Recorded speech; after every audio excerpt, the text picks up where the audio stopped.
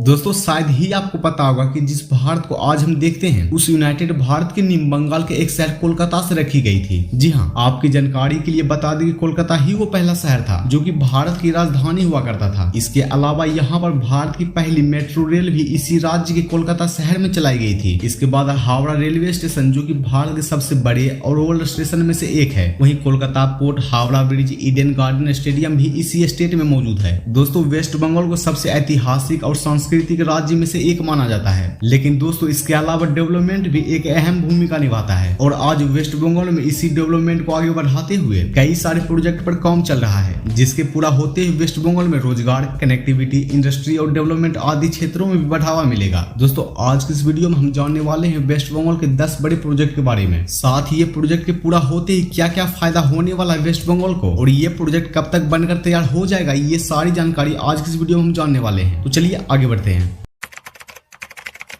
10वें नंबर पर है ताजपुर सी पोर्ट। जी हाँ दोस्तों, ताजपुर जो कि दीघा के पास मौजूद है, वहां पर एक सी पोर्ट बनने वाला है। सितंबर 2022 में अडानी पोर्ट्स को यह कॉन्ट्रैक्ट दिया गया कि ताजपुर के पास ताजपुर सी पोर्ट बनाया जाए। आपको बताते चले कि ये वेस्ट बंगाल का पहला डीप सी पोर्ट होने वाला है। डीप सी पोर्ट यानी कि बड़े से बड़े शिप जो कि डीप सी में चलते हैं वो भी इस पोर्ट पे आ पाए। आपको बता दें कि इस प्रोजेक्ट का टोटल कॉस्ट 25,000 करोड़ रुपए का है, और जब ये प्रोजेक्ट बनकर तैयार हो जाएगा तो इनडायरेक्ट 1 लाख और डायरेक्ट 25,000 लोगों को जॉब मिल सकती है। 9वें नंबर पर कोलकाता सिलीगुड़ी एक्सप्रेसवे। दोस्तों ये एक्सप्रेसवे अंडर कंस्ट्रक्शन है और इसको बनवाने के लिए सेंट्रल गवर्नमेंट ने 25,000 करोड़ रुपए एलोकेट किए हैं। ये जो एक्सप्रेसवे है वो 4 लेन एक्सप्रेसवे है जो कि 675 किलोमीटर लंबा। ये एक्सप्रेसवे बहुत ही महत्वपूर्ण होने वाला है वेस्ट बंगाल के लिए, क्योंकि वर्तमान समय में कोलकाता से सिलीगुड़ी के बीच की दूरी को कवर करने में लगभग 15 से 18 घंटों का वक्त लगता है। और जब ये एक्सप्रेसवे बनकर तैयार हो जाएगा तो ये डिस्टेंस केवल 6 से 7 घंटों का ही रह जाएगा। इससे न केवल आम लोगों को आसानी होगी बल्कि कनेक्टिविटी, रोजगार और ट्रेड में भी काफी ज्यादा आसानी होगी। नंबर 8 पर कल्याणी एयरपोर्ट। दोस्तों नेताजी सुभाष चंद्र बोस इंटरनेशनल एयरपोर्ट के बाद अब ये एयरपोर्ट अथॉरिटी ऑफ इंडिया के नया एयरपोर्ट बनने की तैयारी कर रहा है। केंद्र से इस एयरपोर्ट की लोकेशन अभी कंफर्म नहीं हुई है, लेकिन कल्याणी इसका बेस्ट ऑप्शन कहा जा रहा है। अथॉरिटी ऑफ इंडिया ने इसे 2030 तक कंप्लीट करने की बात कही है। और जैसा कि घरेलू बाजार से यात्रियों की संख्या लगातार वृद्धि देखने को मिल रही है, जिस कारण से भी नया एयरपोर्ट बहुत ही जरूरी है।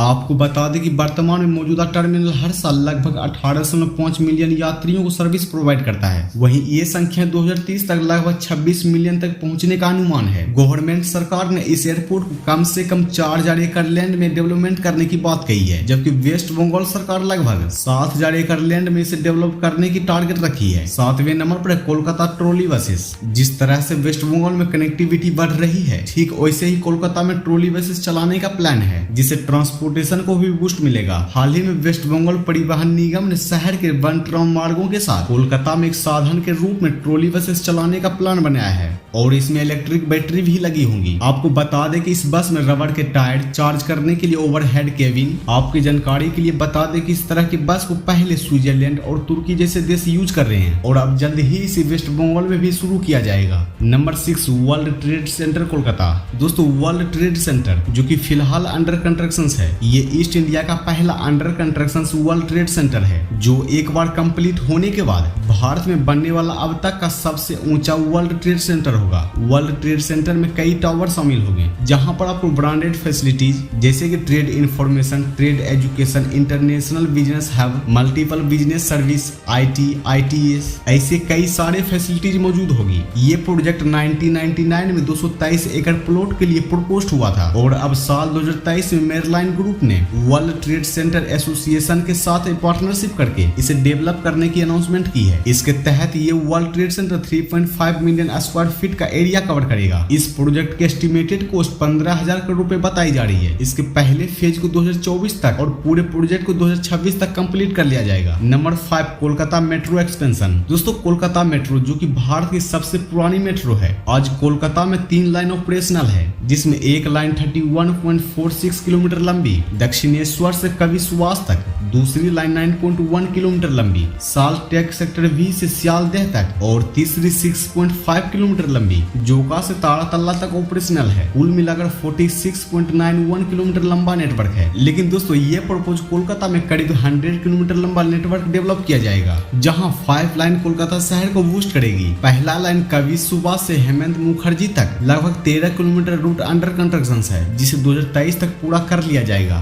दूसरा है नोवापुर से विमान बंदरा तक लगभग 17 किलोमीटर रूट अंडर कंस्ट्रक्शन है, जिसे 2024 तक पूरा किया जाना है। जबकि एक पिंक लाइन प्लान है जो कि लगभग 12 किलोमीटर की है। कोलकाता मेट्रो की average speed 55 kilometre per hour की रहती है, जबकि ये स्पीड 80 किलोमीटर पर आवर की होगी। नंबर 4 पर है रक्सौल हल्दिया पोर्ट एक्सप्रेसवे। दोस्तों ये एक्सप्रेसवे काफी ज्यादा इंपोर्टेंट होने वाला है, जिसकी लंबाई 650 किलोमीटर की होगी। आपको बता दें कि ये एक्सप्रेसवे 3 स्टेट से होकर गुजरेगा, जिसमें वेस्ट बंगाल, झारखंड और बिहार है, जो कि रक्सौल को हल्दिया पोर्ट से कनेक्ट करेगा। आपको बता दें कि वर्तमान में नेपाल का ज्यादातर ट्रेड हल्दिया पोर्ट से ही होता है, क्योंकि हल्दिया पोर्ट को नेपाल भारत सीमा से कोई जोड़ने वाला दूसरा मार्ग नहीं है। शायद यही वजह भी है कि इस एक्सप्रेसवे का प्लान बनाया गया। इस परियोजना का कुल लागत लगभग 54,000 करोड़ रुपए का है। नंबर 3 पर है दानकुनी इंडस्ट्रियल कॉरिडोर। दोस्तों वेस्ट बंगाल गवर्नमेंट ने निवेश को आकर्षित करने के लिए अगले कुछ सालों में कई सारे औद्योगिक और आर्थिक गलियारों को विकसित करने का फैसला लिया है। इस राज्य में बढ़ती बेरोजगारी की समस्या का समाधान हो सके, इसके लिए इस राज्य में 3 इंडस्ट्रियल कॉरिडोर डेवलप किए जाएंगे,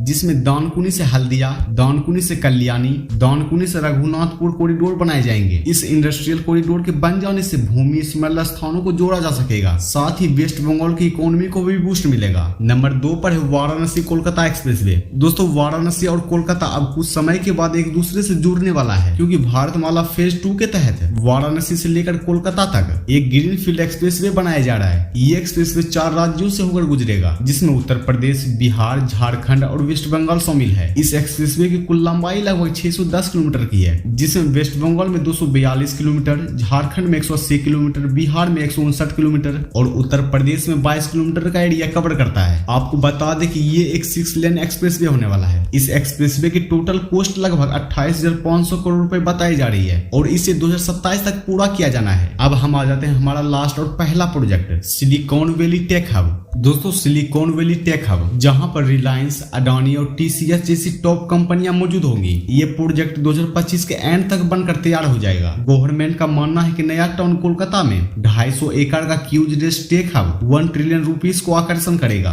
और लगभग 50,000 जॉब डायरेक्ट क्रिएट करेगा। आपको बता दें कि यहाँ पर IT park, AI and data centre आदि डेवलप किए जाएंगे। दोस्तों ये है वेस्ट बंगाल के टॉप 10 मेगा प्रोजेक्ट। इसमें से आपको किस प्रोजेक्ट का बेहद इंतजार है, हमें नीचे कमेंट सेक्शन में जरूर बताइएगा। साथ ही आप किस स्टेट से बिलोंग करते हैं ये भी हमें कमेंट में जरूर बताइएगा। तो मिलते हैं फिर से न्यू किसी अपडेट के साथ। Thank you, bye.